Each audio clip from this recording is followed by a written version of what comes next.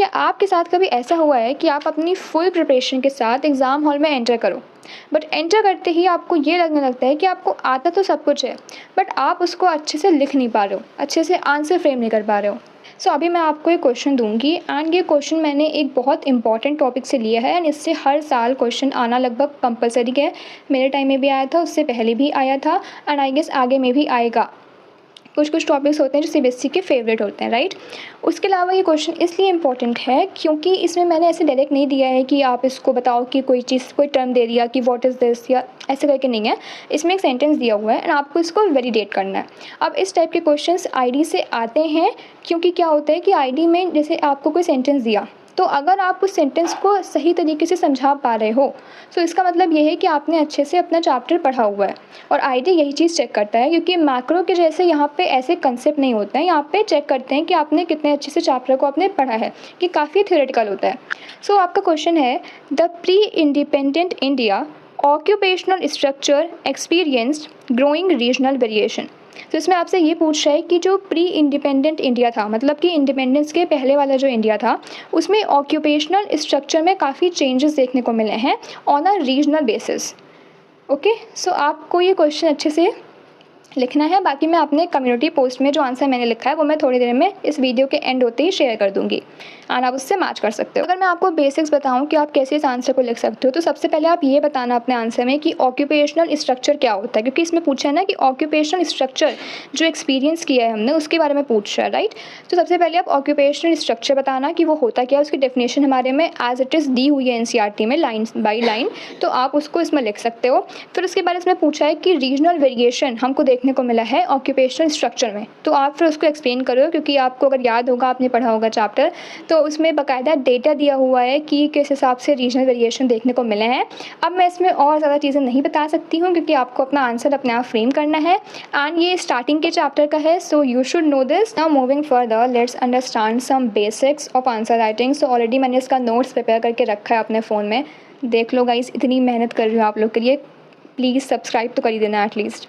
सो सबसे पहले बात तो ये है कि ट्राई करना कि अपने इंट्रोडक्शन को बहुत शॉर्ट रखो, बहुत क्लियर रखो। कई बार ऐसा होता है कि हम बहुत ज़्यादा फैंसी वर्ड्स यूज़ कर देते हैं, सो हमें लगता है कि इससे हमको ज़्यादा मार्क्स मिल जाएगा, बट इन रियलिटी क्या होता है कि जो एग्जामिनर होता है वो उसको अगर वो वर्ड नहीं आता है मे बी, तो वो इस चीज़ से ऑफेंड भी हो जाता है कि भाई इतना बच्चे ने हाई फाई लिखा है और कोई सेंस भी नहीं है। तो जिस लेवल का क्वेश्चन हो उसी लेवल का आंसर लिखो। अगर क्वेश्चन में बहुत फैंसी वर्ड्स यूज़ हैं या फिर बहुत स्टैंडर्ड आंसर लिखा हुआ है तो अलग बात है। इवन इंग्लिश में मैं आपको सजेस्ट करूँगी कि आप यूज़ कर सकते हो, बट कोशिश करना बहुत ज़्यादा ऐसा वर्ड ना हो जो मतलब, कहते हैं ना कि कई बार ऐसा होता है कि हम डिक्शनरी ओपन करके कोई भी रैंडम वर्ड पा जाते हैं, या फिर कहीं हमने कोई ऐसा स्पीच देख लिया, कोई रैंडम वर्ड मिल गया, तो वो आपके पर्सनल वोकैब के लिए अच्छा है, बट बहुत ज़्यादा हाई फाई वर्ड नहीं यूज़ करना, ट्राई करो अवॉइड करने का।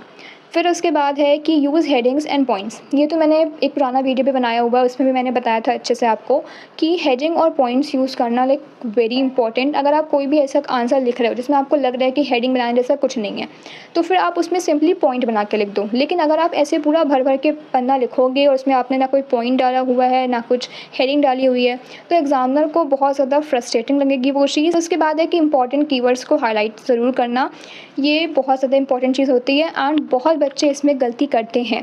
पहले स्टार्टिंग में क्या होता था कि मेरी भी ये हैबिट नहीं थी, और अगर मुझे इस चीज़ को करना तो मुझे एक एक्स्ट्रा टाइम देना पड़ता था कि हाँ मैं उसमें बैठ के अंडरलाइन कर रही हूँ। तो अगर आप अभी से तैयारी करना इसकी स्टार्ट कर दोगे, इसको प्रैक्टिस करना स्टार्ट कर दोगे, अभी जो भी क्लास में एंटर किए हो, 12th 10th 11th या 9th ही क्यों नहीं, तो अभी जैसे स्टार्टिंग हुआ है, अभी इट्स जून ओनली, सो आपके पास टाइम है। अगर आप अभी से आपके जो होम एग्जामिनेशंस होंगे उसमें आप इसको प्रैक्टिस करना स्टार्ट करोगे तो आप बहुत ईजिली इस हैबिट को डेवलप कर लोगे एंड फिर उसके बाद मेन एग्ज़ाम में आपको बहुत कॉशियसली उस चीज़ को नहीं करना पड़ेगा, आपको हैबिट बन जाएगी एंड आप आंसर लिखते लिखते ही आपके दिमाग में ये चीज़ आ जाएगी कि अच्छा कौन कौन से पॉइंट्स को हाईलाइट करना है। सो ये चीज़ प्रैक्टिस से ही होगी, सो अभी से ही इसको करना स्टार्ट कर दो। Then we have logical sequence.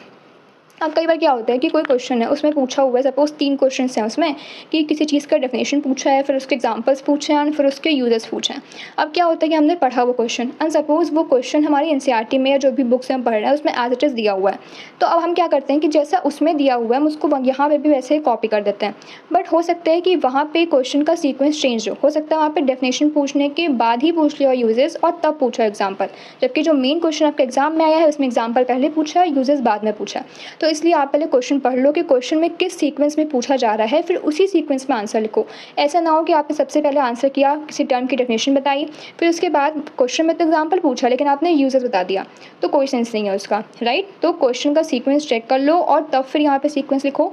या फिर अगर कोई ऐसा क्वेश्चन है जिसमें स्टेप बाय स्टेप कुछ चीज़ पूछी गई है कि अच्छा कब क्या हुआ, स्पेशली अगर हिस्ट्री का आंसर आप लिख रहे हो या फिर इकोनॉमिक्स में अगर आप आईडी का आंसर लिख रहे हो, तो उसमें अगर ये पूछा गया है कि किस हिसाब से डेवलपमेंट हुआ, तो आप ऐसा नहीं कर सकते हो कि सबसे पहले आप प्री इंडिपेंडेंट इंडिया का लिख लो फिर अचानक से आप इंडिपेंडेंट इंडिया का लिख लो। ऐसे नहीं करना है, वरना फिर वो जो आंसर होता है बहुत अब्रप्ट लगने लगता है कि अचानक से बच्चे ने कहीं और कुछ और बताने लगा, कुछ और। तो इस right, then we have fifth point, conclusion. So this is like very important thing. जैसे मैंने बताया कि आंसर अब्रप्ट कभी नहीं लगना चाहिए। अगर आपने ऐसा कर दिया कि आपने पूरा एक्सप्लेन किया एंड फिर आपने लास्ट में आके कोई उसको कंक्लूजन नहीं दिया एंड आपने अचानक से आंसर एंड कर दिया, तो कई बार उस पर आपके हाफ या 1 मार्क्स डिडक्ट हो सकते हैं। सो इसलिए जब भी लिखो, चाहे आपका आंसर छोटा हो या फिर आंसर बड़ा हो, ट्राई करो एटलीस्ट एक लाइन। अगर आपको बहुत ज़्यादा नहीं लिखना है तो आप एटलीस्ट एक लाइन तो लिख सकते हो कि हाँ दिस इज़ वाई, जो भी आपका पूछा है this is why this happens. ठीक है, आप कुछ ना कुछ उसको लिख के ताकि आप कंक्लूड कर पाओ, राइट। मैंने ये जो क्वेश्चन आपको दिया हुआ है, इस क्वेश्चन को ज़रूर लिखना, क्योंकि अगर आप सोचोगे कि सिर्फ आप मेरा आंसर देख लोगे और आप मन में अपना आंसर फ्रेम कर दोगे कि अच्छा हाँ मैंने भी तो यही सोचा था, बट उससे कुछ होगा नहीं। सो इसलिए अभी इस वीडियो के ओवर होते ही आप एक आंसर लिख लो। फिर आंसर लिखने के बाद कम्युनिटी पोस्ट जा करके चेक करना। कम्युनिटी पोस्ट में मैं अपने आंसर का फ़ोटो क्लिक करके उसमें अपलोड कर दूँगी, राइट। एंड अगर आपको लगता है कि ये सीरीज़ आपके लिए हेल्पफुल है तो आप कमेंट करके बता दो मुझे। फिर उसके बाद मैं दूसरे सब्जेक्ट्स के भी ऐसे ही क्वेश्चंस लेकर के आऊँगी। एंड अगर आप चाहोगे तो आप नीचे कमेंट में ये भी बता देना कि आप कौन से सब्जेक्ट का क्वेश्चन चाहते हो। I will try to make a video on it. And kindly do like, share and subscribe to my channel if you like the content, because it takes so much effort to make such a video जिसमें आपको थोड़ी help मिल पाए। And this is all, meet you guys in my next video, bye.